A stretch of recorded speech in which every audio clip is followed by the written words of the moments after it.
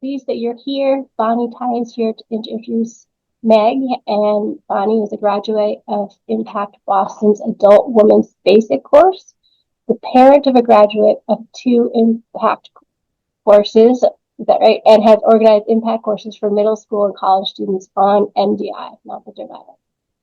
As a survivor of gender and race-based violence, she has advocated for social justice for most of her adult life. As a middle school teacher, in college admissions and student support services, for 25 years as a faculty member and co-director of educational studies at College of the Atlantic here on the island, Mount Desert. Bonnie currently serves on the board of Impact Boston. Thank you so much, Bonnie. Thank you, Kate, and welcome everyone. Great to see some familiar faces or names, and also of those who are planning to watch the recording of this. I'm really privileged to have known Meg for over 15 years now, when I, as a parent, decided I really wanted to bring a program similar to one that I had experienced in graduate school that was really beyond any other self-defense program I'd ever participated in as someone who studied martial arts, the Korean Taekwondo for a number of years, and found that the approach that Impact Boston and similar impact programs around the country and even around the world offer, which is really focused not just on a set of skills, but really on changing people's mindsets and understanding some of the contextual basis of gender-based violence and other forms of violence. And so I had the pleasure of bringing Meg and some of her team up here many years ago and got to witness some of these local middle schoolers gaining some really tangible skills. And then again, hearing from college students who said, after doing the program, a weekend workshop, this was one of the hardest things I've ever done, or the hardest thing I've ever done. And I'm so glad that I did it. And for a few years, I was on the advisory board or council for Impact when it was still a nonprofit under a parent organization, and had the opportunity to take one of the adult courses over a weekend and was really floored by how transformative that experience was. And I know a local high school student has done their senior X on the organization. Meg has been just incredibly knowledgeable, really thorough in the research that she does. I think when you hear her presentation, you'll hear how articulate and accessible she is in the way that she passes along the stories of people who've experienced violence and also people who've experienced effective research supported programs. And so, Meg, I'm just really happy to be able to welcome you back virtually to the island and to some of our community members, and really looking forward, having read the book, really looking forward to learn more from you from all the research that you did. Thank you, Bonnie. Thank you. I tell people I have the best board, and that really tracks. Thank you all for coming. I really appreciate folks being here. I'm going to read a bit from the introduction, and then I'm going to talk about the scope of the book, the focus, how I approach self-defense and safety, and how I deeply believe that our individual safety and our individual resistance to violence can be connected to the social and political change that we need now more desperately than we did even when I turned in my manuscript. I want to acknowledge that the passage that I'm going to read does mention sexual assault. So whatever you need to do to take care of yourself, please do. And whatever you need to do to get support, please do. So I'll read a bit of the introduction, and then I'll talk for a bit, and then my favorite part of connecting with people is actually connecting with people. So please do ask questions, make comments, say what you're thinking. So this is a bit of the introduction. On a dusty mat in a high school gym, or in a cramped classroom with desks shoved into a corner, I teach teenage girls to resist sexual coercion. The class is called self-defense, So some of them come in expecting to learn how to fight off a creepy stranger with kicks and punches from an action movie. Instead, we're teaching them to resist a guy they know and like. My co-instructor will portray that guy, the one at the party who invited her to go somewhere quiet, to listen to music, he said. All night he made her feel special, getting her drinks, ignoring other girls' flirtations. But when they get to the upstairs bedroom, all he wants is sex. He's charming the first time she refuses, telling her she's beautiful and it's not a big deal, and she doesn't have to worry because he's more experienced than other guys she's dated. When she refuses again, he yells. She shouldn't have come upstairs if she was going to be a tease. He could hook up with any girl at this party, and why did she waste his time? She gets up to leave. He blocks the door.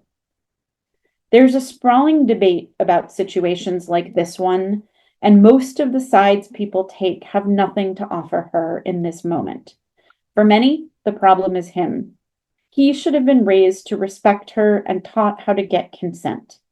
If that fails, a group of well-trained bystanders should rush into the bedroom to stop him. For others, she should have known better. The problem is her poor choices, or the problem is sexual liberation. If there were tighter rules about young men and women being alone together and a complete erasure of same-sex intimacy and gender fluidity, she wouldn't be facing the prospect of sexual assault. I believe we need a deep and specific investigation of where he learned that it was okay for his sexual desires to eclipse her limits. An investigation that would guide us toward the kind of change that will forever eliminate situations like this one. But that is a long-term endeavor with no guarantee of universal success. Meanwhile, a girl is stuck in a bedroom with a guy who doesn't care that she refused sex, and that guy is blocking the door. We teach her to stand up, move away from him, put her hands in front of her chest, and yell, "Let me leave." He might move aside, probably calling her a bitch as he does. In that case, she learns to get out fast. Other times, he grabs her wrist. We teach her to break the grip, using her whole body weight against his hand, to strike the head or groin if he doesn't relent. A person who tries to assault her may be larger and have more muscle, but everyone's body has weak points. I'm not training ultimate fighting champions. My goal is to cause enough pain to end the threat. Some sexual violence can be stopped by ordinary strength. I don't want to put the burden of stopping rape on teenage girls, but options don't have to be burdens. We can give people the skills to protect their bodies without making them responsible for someone else's decision to harm them. And we can do this without diminishing the experiences of survivors for whom fighting back was not an option. So that is sort of the genesis of the book, is realizing that some of the most effective ways, and this is borne out by the research evidence, some of the most effective ways to prevent sexual violence, particularly against high school and college age women, is to teach resistance skills that are consistent with social justice or feminist principles that not only give people a set of strikes and punches and verbal skills, but also give them support around one simple concept. Just because you are targeted for this violence does not mean that you are the problem. So it's empowering people and giving people the tools to resist harm without in any way placing the blame on somebody who is targeted, but instead taking a deep look at why we live in a culture where so many individuals believe that it is okay to disregard someone's boundaries, to sexually assault somebody, to sexually coerce somebody they know or like or love or are dating or are friends with. But even though I have devoted my almost my entire adult life to teaching self-defense, my first introduction to safety skills was not as empowering as the work that I do today. I remember being in my early 20s and taking a self-defense class taught by a couple of police officers. And the two things that I hold on to most about that experience was how powerful and joyful it felt when they gave us the opportunity to use our bodies and strike. It was the first time that I ever experienced my body as strong. But in between those flashes and sparks of empowerment, all we heard about was how dumb women are. We leave our drinks unattended. We wear short skirts. We wear high heels. We buy too many groceries. We are on our phones in public. We listen to our headphones. So everything about me was wrong. So the way to be safe was to be smart. But smart did not equal all of the ways that I define the word smart. It didn't have anything to do with critical thinking or reasoning or asking hard questions. Like when I use the word smart, that is what I mean. But in this situation, smart meant following. And so what I realized is that a lot of the ways that safety or self-defense or personal protection is presented in this culture is a set of rigid rules that we should follow in order to avoid violence. And so in the cost of fear, what I refer to this as is safety through compliance. It's this belief or this mindset that is not supported by any research that asserts that the way to be safe is to not do wrong things. So this is a screenshot from a website called selfdefenseforsmartwomen.com, which is actually owned by a man. And it really frames the issue as this woman's problem. She could either make good choices and be safe or make bad choices and be unsafe. Another compliance-based image, this is from a county sheriff in Florida, is all about what we can do to avoid the scary man in the black hat and the black sunglasses. And this set of compliance-based safety advice is usually relevant to strangers or people who are stigmatized. And it often can perpetuate racism or ableism and sort of connect unsafe behavior with just people who have less power and privilege. So when I think about these types of safety messages, and I actually interviewed almost 15 men who give these types of safety messages to women. These messages are characterized by rigid rules. There is no evidence that any compliance-based safety strategy or course or presentation prevents any type of violence. And it also cannot be used for the scenario that I describe in my introduction. There are some kind of passing acknowledgments of familiar sexual assault, but the strategy is always focused on sort of locking your car doors, not shopping late at night. Get a security guard to walk you to your car at the mall, but don't just get a security guard because some attackers pose as security guards. So you should go to the desk and make sure it's a legitimate security guard. And there are two questions that I asked every single person who teaches this type of approach to safety, and I didn't get any good answers. The first question is, what is the evidence that supports the advice that you just gave me? Particularly for the man who tells people not to wear ponytails. I actually spent the time to go through the 75-page Bureau of Justice Statistics survey that is given to hundreds of thousands of people who have experienced violence, and it doesn't ask anything about hairstyles.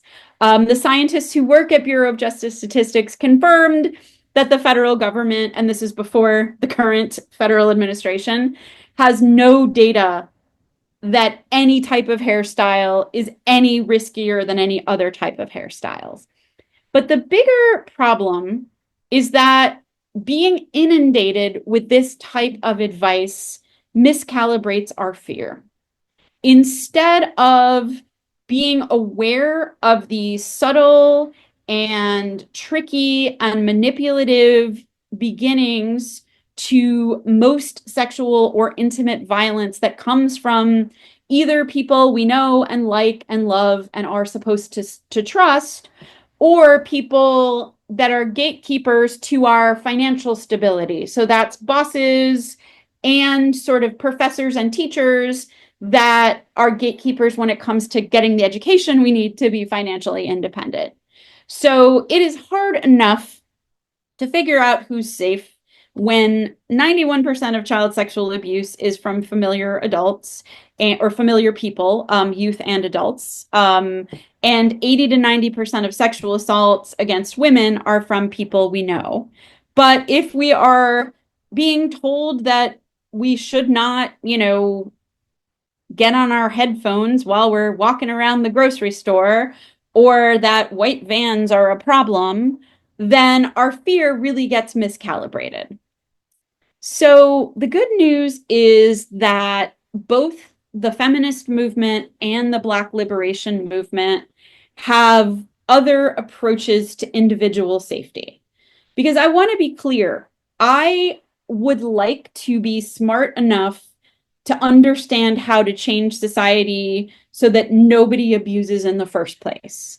But given that I'm not that smart, this is what I have to offer the world. And safety through resistance, sometimes called empowerment self-defense, sometimes called feminist self-defense, is really about choice. It's about challenging victim blame. So it's not my fault I was attacked, but that doesn't mean there's nothing I can do if I am attacked. It also connects individual safety to political change. A lot of the people that Impact Boston works with are people who call us maybe because they have personal safety concerns, but their big safety concerns are when I speak up at a school board meeting, the people who oppose me try and threaten and intimidate me. Or when I am standing outside my church with a sign that says Black Lives Matter, people try and threaten me. So how do I speak up for myself and speak up for the causes that I care about in a way that helps me maintain my safety and helps me de-escalate those types of situations if they arise? Another really important feature of safety through resistance is that it helps us challenge people close to us and people in authority under stress. In other words, speaking truth to power. So if we look at the institutions that have the most widespread sexual abuse crises, they are all institutions in which it is not safe to challenge people in authority and in which power and authority is not shared. So the more we can build resistance into our families, into our communities, into our, institutions, the more fortitude we will have to actually prevent the majority of violence. So when we look, I would be fine if, I just thought what I did was cool. That would be one thing. But when we look at the research evidence, what we see is that the resistance or self-defense or self-empowerment programs that have actually been shown to reduce sexual assault, so actual sophisticated, rigorous studies showing that folks who get these programs are half as likely to experience sexual assault as a control group, what we find is that the effective programs connect personal safety with political inequity. So the history of systemic sexism as it applies to the date I went on last Friday night. And it helps people spot coercive control in their everyday interactions with people in their lives. Effective programs also present a range of strategies. There, keeping ourselves safe against somebody who is trying to threaten us or trying to coerce us is not a one size fits all situation. So what we want to do is we want to equip people with the skills to make the decision that's best for them under stress. And for some people, that decision might be a physical strike or kick that is in most people's imaginations when the words self-defense come up. But for other folks, that's not the best or safest strategy. Moving out of a tight spot, using a verbal skill, saying no, saying stop. So having a range of strategies makes it relevant to a range of situations. Evidence-based programs that are shown to be effective, are also those programs that help people build their critical thinking. So the actual definition of smart, thinking, reasoning, evaluating.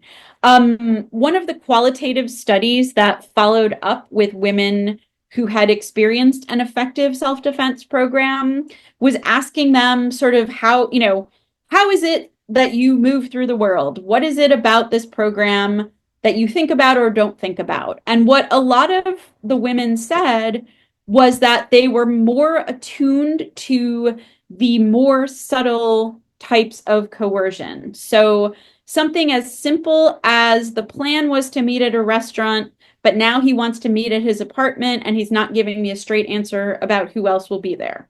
So many people who are not capable of abusing might do something like that.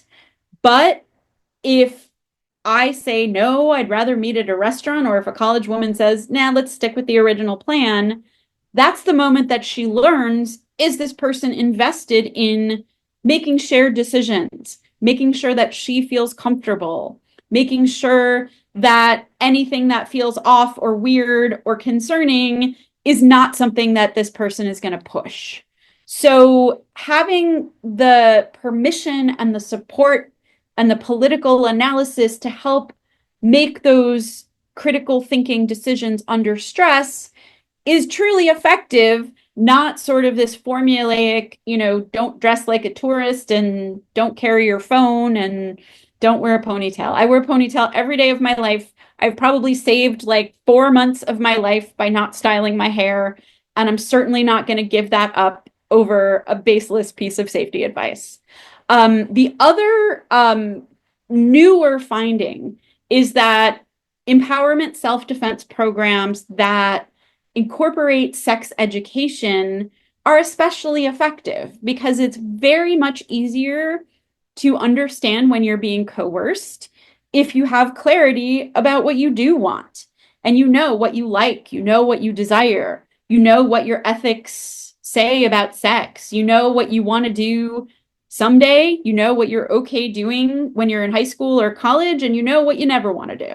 So one of the unintended outcomes of one of the programs was people liked their sex lives better. So thinking about healthy, positive sexuality and healthy, positive relationships is a lot of what these programs are doing. So what my hope is and what Impact's focus is helping people build individual resistance skills as a way of being more available for collective resistance. There are many social problems like our climate crisis, that require very public solutions and are not, are being enacted in the public sphere. But gender-based violence, sexual violence, all of these types of harms are usually perpetrated in private. And the secrecy and the privacy and the disconnect between the public image and what happens in private is part of the harm and is part of the injustice. So having a strategy that is just as intimate is going to make a resistance strategy more effective. So I'm going to read just one more paragraph. It's the end of chapter 1. That is how I see the relationship between the very important work to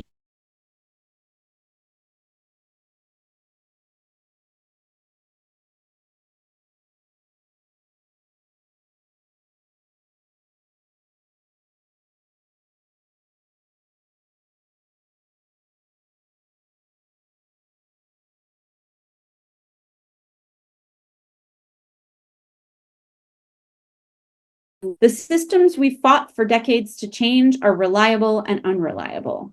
They are so much better than they were for previous generations, and they're no different than they've always been.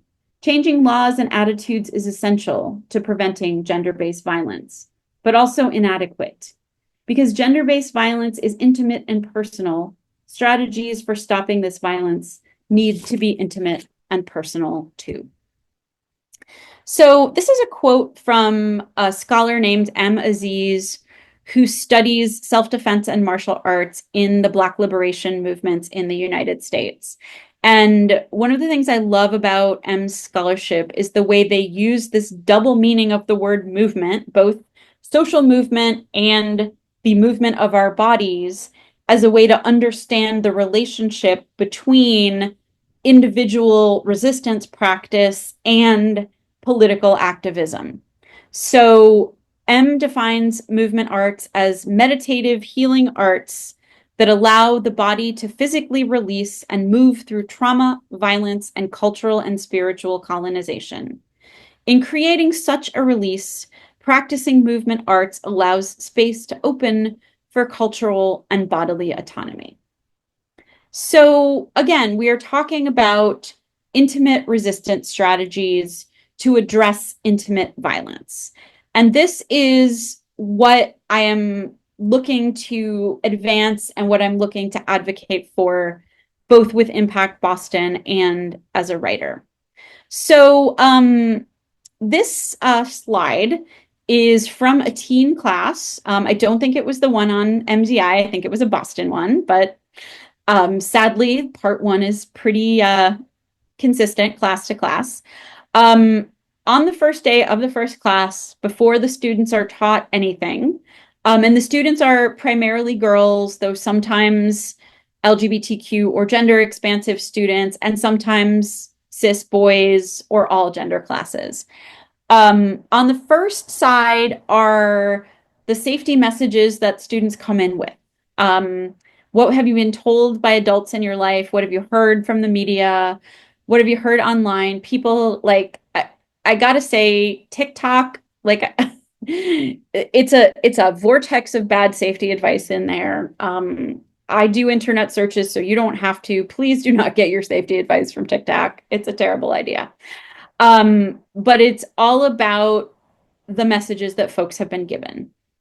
And then part two is done on the last day of class.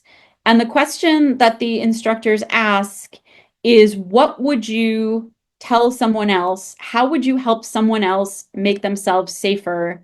Or how would you make yourself safer? So we show these two lists to the students at the end of their time with us, which is sometimes 10 weeks or a semester or a quarter. And it helps them kind of see a contrast between what they've come in with and what they have learned. And I was speaking at a college last week, and a student said something that was really a revelation to me, in terms of, I posed the group. It was a college group, and I posed the question, what differences do you notice between these two lists? And their answer was, the first one doesn't help you do anything. It would be like telling someone, don't go out in the rain, rather than talking to them about umbrellas and rain jackets. Because if you go out and it's not raining, and then suddenly it starts raining, you have nothing. Whereas the second list is about agency and choice, and it has sort of specific skills and specific strategies. And as you will see from the second list, and my coworker Shay has much better handwriting than me, so this is her list, because mine would be wholly illegible. Um, some of the skills are verbal, set boundaries and notice how the person responds. Some of them are physical. Some of them are red flags in dating relationships. Some of them are kind of practical, protect your head, ways of staying physically safe while using physical skills. But part two represents a range of options for a range of situations and a range of value systems. And that is really what we are hoping to do. We do an exercise with a lot of the groups that we collaborate with. And that exercise is really to help people identify what skills they need to live their values. So if it's a group that is advocating for the safety of folks with mental health disabilities who might be criminalized, what are the skills they need to help prevent somebody from being criminalized? What are the skills that we need if we're going to speak up at a school board meeting when the opposition is likely to threaten or harass us? What are the skills we need to educate young people and give young people the message that their consent is important and that's a crucial part to any dating or sexual relationship? So, what we hope to do with Impact Boston is to help people build individual resistance skills so that we can either just be safer in our own lives or be part of the work for social justice and social change. Wow, I'm exactly on time. I'm kind of shocked by that. But yeah, so I'll end with just one thought. And that is, I was teaching a teen class last weekend, and the first teen class I taught, those girls are probably about 40 years old now. And I realized that a lot has changed in terms of people's awareness that a lot of or most sexual assault is from people they know. And there were very thoughtful, very sophisticated questions about consent, boundaries. One student even asked, if you start something and you liked it and then you change your mind, can you say no? And I was like, well, maybe you want to eat 2 cookies and that feels good, but you don't want to eat 9 cookies. And just because you ate 2 cookies doesn't mean you need to eat all of the cookies that are in front of you. So we were able to have some really thoughtful conversations that really show everything that has changed in the last 20 years. And at the same time, I was getting a lot of the same questions about the safety myths that persist. So the safety myths that I saw in mimeographed handouts when I was younger and I was trying to figure out how to be a woman in the world are exactly the same as the safety myths that I find on TikTok. All that's, some of the personal safety videos that one of my colleagues found from the 70s are exactly the same as what's on TikTok, except for the fashion and the production value.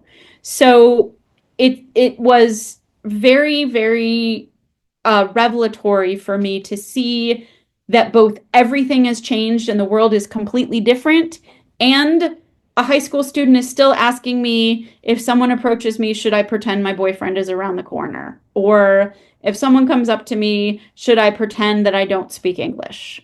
So it really kind of hit home for me the importance of having evidence-based, fact-based safety skills available to people who need it, and ensuring that the message that gets through to anyone who is targeted for violence is that just because they have options doesn't mean they are responsible for anyone else's choice to harm them. So now I'm 1 minute over. I was 1 minute under. Now I'm 1 minute over. So I hope the timekeeping can be a bit flexible. But that's I already know what I think, and I am much more interested in what you think. So please feel free to ask questions, make comments, um, say things,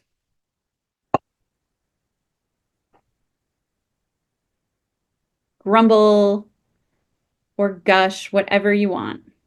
And thank you, Meg. For those of you who have joined us a little bit later, I was saying earlier that the first part of the Q&A we are recording this. So if you have general questions or things that you're comfortable talking with in the recording, then feel free. But we'll also take a moment and a little bit to turn off the recording so that we can also questions that may be more sensitive.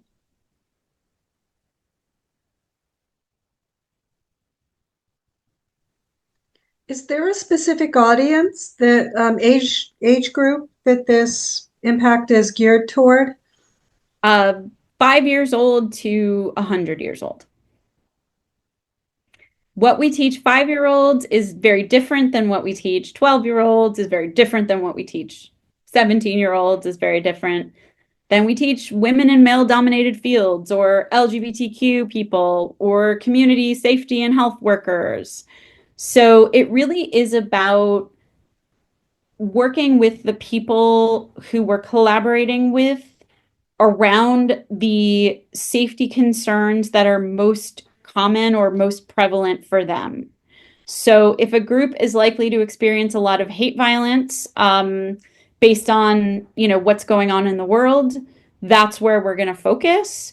Or if a group is more likely to experience sexual violence from people they know, that's where we focus.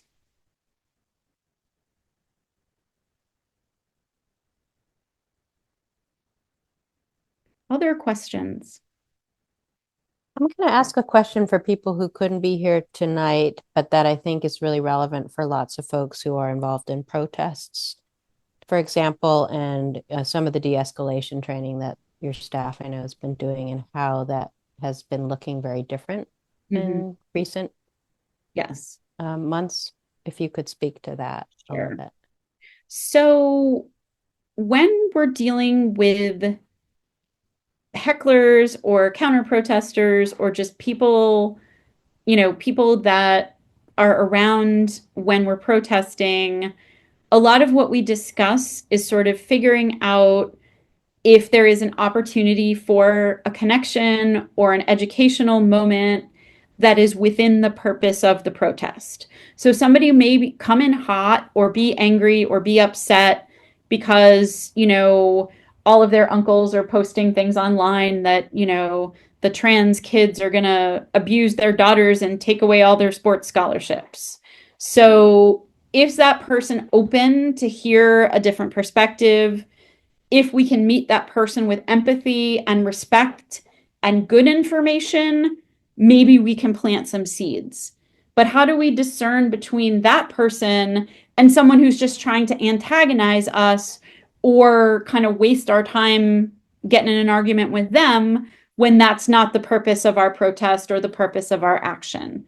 So a lot of what we do is our instructors will portray one of these types of people, and the participants have to figure out in the moment, is this person somebody who is directing their vitriol at me and being threatening or disrespectful or hostile to me, versus is this person expressing anger, expressing frustration, having some sort of struggle that they're not antagonizing me, and maybe they have a whatever somebody put online scares them because they are a sexual abuse survivor and they don't want that to happen to their kids and they think they've never met a trans person.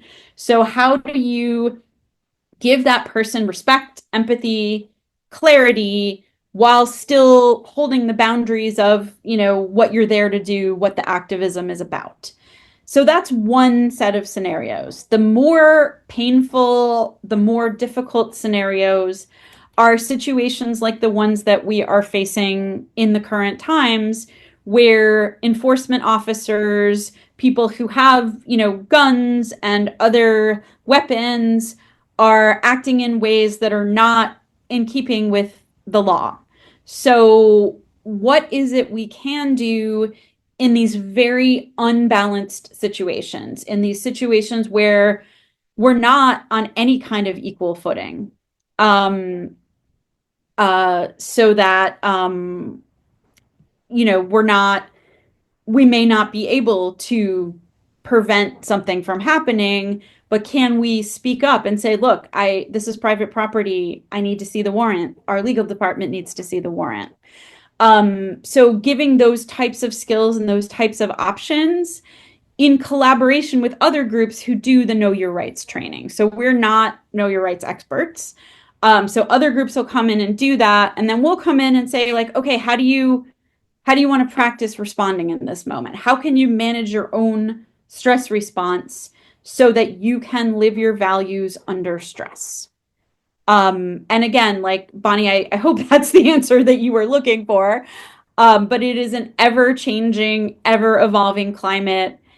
And I am grateful that we have a team that has the capacity to adjust with the times, adjust with people's needs, and the prevalent, intractable types of violence that have always been with us are not going anywhere. So we may be doing a protest safety on a training on a Saturday, and then that Monday we're back in a high school talking about internet safety and sexual assault. Somebody put something in the chat. I'll kind of summarize the question. What are the goals in educating young people of different ages? And is there some coordination with parents so that there's a common awareness? All of our children and middle school and even our young teen programs have a parent presentation at the end where we give the parents an overview of what we've taught the young people, as well as some potential strategies for being what we call a safe adult. Like, we don't say, if anything makes you uncomfortable, tell your parent or tell your teacher. We say, tell a safe adult. And then we explicitly define what a safe adult is. A safe adult is someone who helps you when you have a problem, who never makes you feel uncomfortable, or if they do, they say they're sorry and whatever made you uncomfortable changes, who doesn't tell you to keep secrets. They may tell you to keep a secret temporarily if it's a surprise, but they don't tell you to keep a secret forever. And that's, like, older kids understand the difference between a secret and a surprise, but younger kids, that is an important distinction. And somebody who respects your boundaries. And so then we talk to adults about, like, how do you manage your, if your kid tells you something that's hard for you to hear, how do you manage your stress response so that your kid's experience is that coming to you with something hard is a good experience, that they get empathy, they get compassion, they get practical help. And we all know that we cannot, the systems are imperfect. There's a lot of harm that happens even when kids do disclose and they're trying to get help. But can you be the kind of person that tries to do everything you can to support a young person? That is a very brief answer to a very long question. So I hope it's moderately helpful, Kathy, and I hope it gets at some of what you were dealing with. We have nixed the parent presentations for our 16 to 22-year-olds because we believe in respecting people's boundaries too. So for a long time, we're like, okay, your parents are coming. And we realized that the students seemed really uncomfortable with it. They really didn't like it. And finally, one group of students stood up and said, you know what? I don't want my parents to watch this. And we realized we had an opportunity to show young people that their boundaries matter and that we would advocate for them even when, their parent paid for the class and wants to, wants to see what their kid learned. So we said to the parents, we will demonstrate whatever you want to see, but the young people as a group have decided that, they don't feel comfortable sharing. And frankly, all of the parents were like, oh, good, I have another hour to do errands. Thank you very much. I'll pick my kid up at the end of class. So clearly the group of parents who send us their young people are somewhat self-selecting in that regard. Another boundary that we encouraged young people to set in the middle school program is for them to decide whether they wanted their adult to take their picture. We asked the adults to not take anyone else's picture other than their own kid, but really having the young person practice figuring out what feels right and feels wrong in a totally innocuous, not scary, lower stakes situation, and then communicating that to the adult that signed them up for the class, and then giving the adult the opportunity of respecting what the kid says, even if they brought the coolest, newest, fanciest camera on earth in the hopes of capturing their kid in action. And we did have some parents, bring very large cameras and then not use them based on their young person's boundary. And what was great about that, the first time we did that, and several other times, is about half the class was excited and over the moon to be photographed, and they wanted to show all their friends. And half the class was like mortified at the idea that anyone would see this other than the people that were in the room. And so they got to see that you get to have your own limits and you get to have your own boundaries, even if the person sitting next to you doesn't have those limits and doesn't have those boundaries. So Kathy, yes. Sorry, just to follow up on that. So I do work with young people, as you can probably tell. Do you do something similar with younger kids where it may be that, this custom we have of the grandparent or the friend coming in, grabbing the kid without asking, or, pinching the cheek, or, oh, you've grown.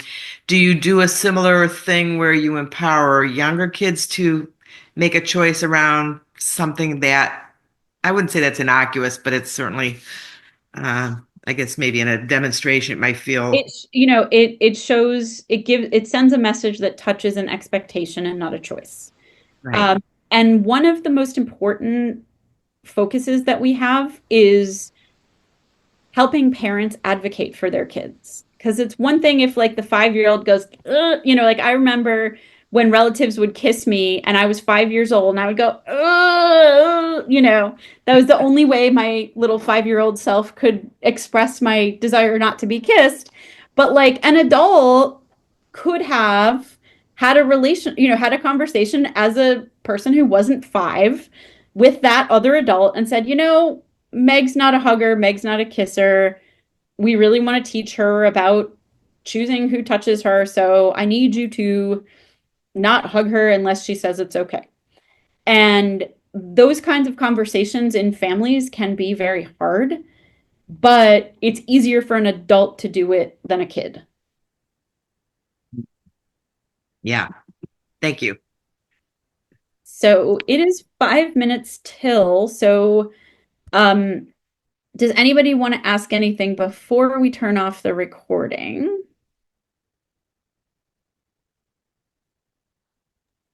I would just throw out this point you made in the book about how public health funding, really, there's hardly any of it for this type of research, and yet there's tons of it for public health issues that are much less prevalent.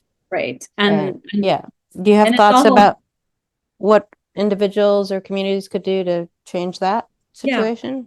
Yeah. I mean, and that, all of that was written before the current federal disasters. So even before that, there was a group of researchers about 10 years ago who compared government funding for sexual assault research and intervention and prevention to several other public health issues, cancer, heart disease, HIV, and found that the sexual assault funding was the lowest, and sometimes, by orders of magnitude, 4 times lower.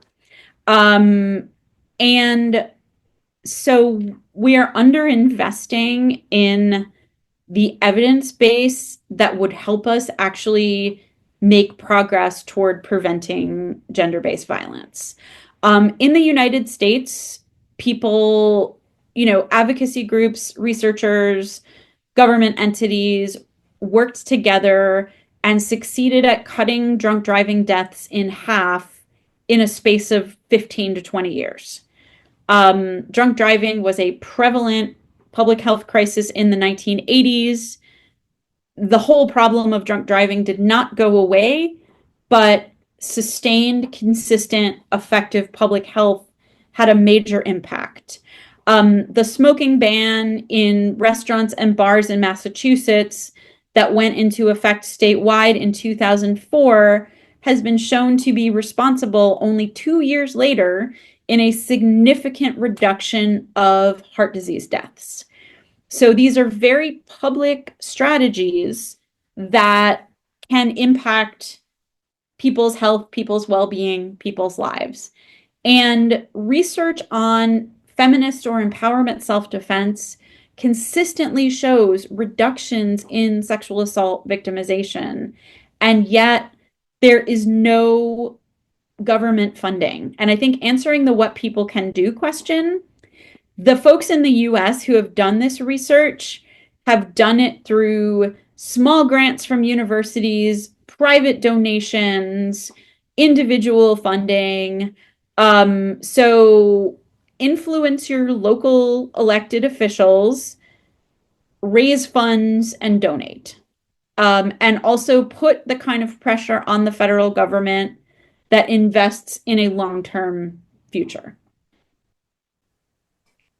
Thank you. Thank you, Meg. Much appreciated. Thank you so much. Take care.